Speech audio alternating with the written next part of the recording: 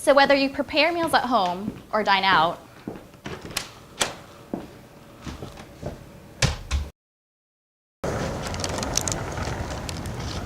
do you think about what you're eating and how much of it you should really be having? Do you ever think about serving sizes?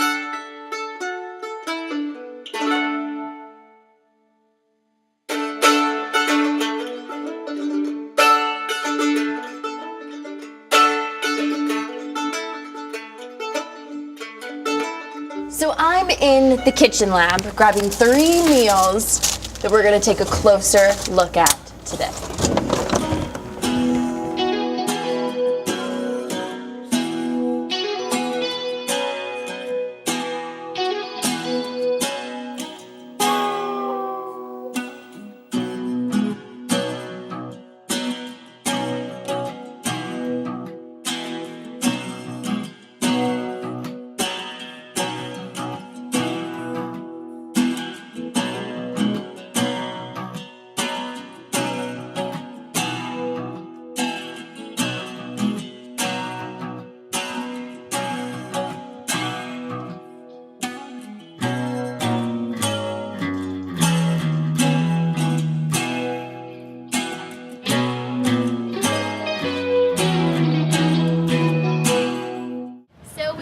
Of the MU to kind of gauge people's understanding of standard serving sizes.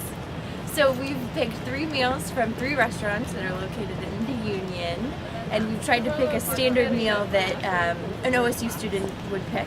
And we're asking students to gauge how many servings of grains, protein, fruit, vegetables, or dairy that's in each meal.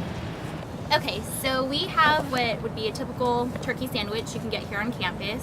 So this is a burrito with a side of salsa. This is a Chinese food plate from a popular spot on campus.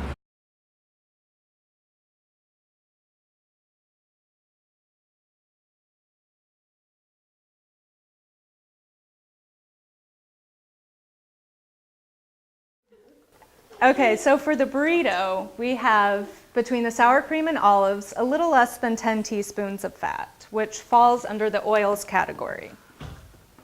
Between the chips, tortilla, and rice, there's 9 ounces of grains. Between the salsa and other vegetables on the burrito, there's 1 1/4 cups of vegetables.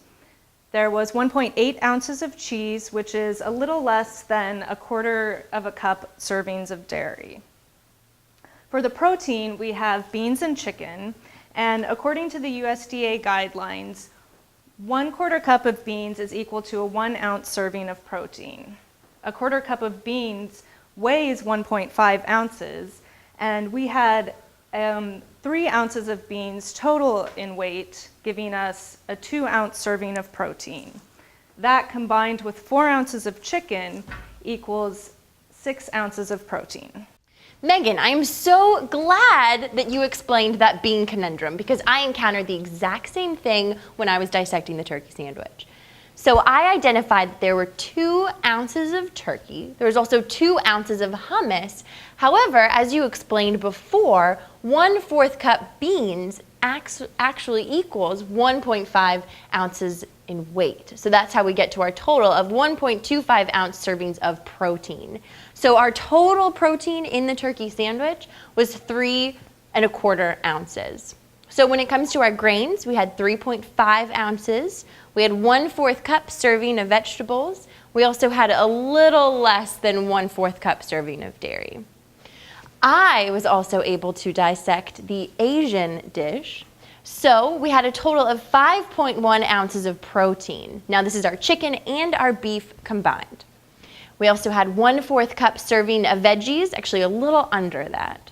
And then we had a total of 9.4 ounces of grains. Now, this number is so large because we had to include the breading that was also on the chicken. So that's something to really keep in mind. So therefore, when you go out to eat to your favorite restaurant, you now have all the tools you need to identify the serving. Whoa, where did you come from? Doesn't matter.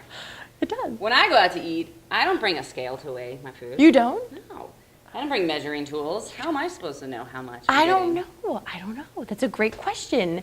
How do you find it out? Come with me. Okay, let's go. All right.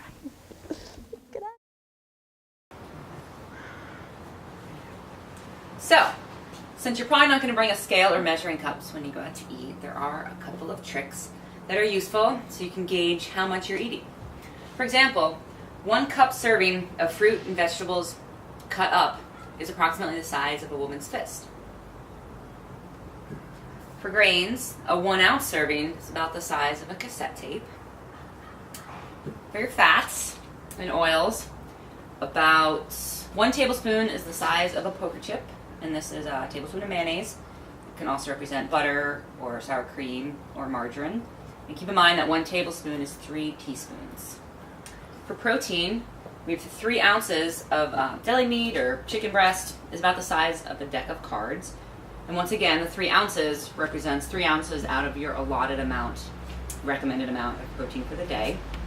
A half cup of beans is about the size of a light bulb, and that's going to give you 2 ounces of protein. And a handful of nuts is about 1 ounce, and that is going to represent 2 ounces of protein. For dairy, we've got 1.5 ounces of hard cheese is about a serving of dairy, and that equates to about 3 dice. And for milk, about 8 ounces is equal to 1 cup of dairy, and it's going to look like about this amount when you have it in a 12-ounce glass. So those are just a few tips to keep in mind when you're going out to eat, or when you're eating at home, or you have a snack somewhere, to kind of gauge how much you're getting. So we've been talking about serving sizes, but how does that differ from a portion size? A portion is the amount of food on your plate, while a serving size is the USDA recommended specific amount of food defined by a measurement. For example, this bagel could be considered 1 portion, but is actually 2 servings of grains. And don't be deceived by the serving sizes on food labels. They are not the same serving sizes that we've been talking about. They are an amount that is set by the food manufacturer and are not regulated by USDA. When in doubt, compare the serving to an object. For example, 1 serving of a bagel is comparable to the size of a compact disc. So what does all this information on serving sizes mean to you? Well, if you're interested in maintaining a healthy diet, one thing to keep in mind is serving sizes and just paying attention to how much you're really eating. What I have in front of me are 3 different meals from 3 different restaurants from here on campus. We have an Asian food plate, a turkey sandwich, and a chicken burrito. So this is everything you get when you order one of these 3 meals. This is what your plate should look like based on the serving sizes from Choose My Plate. Oh wait! And don't forget the fruit!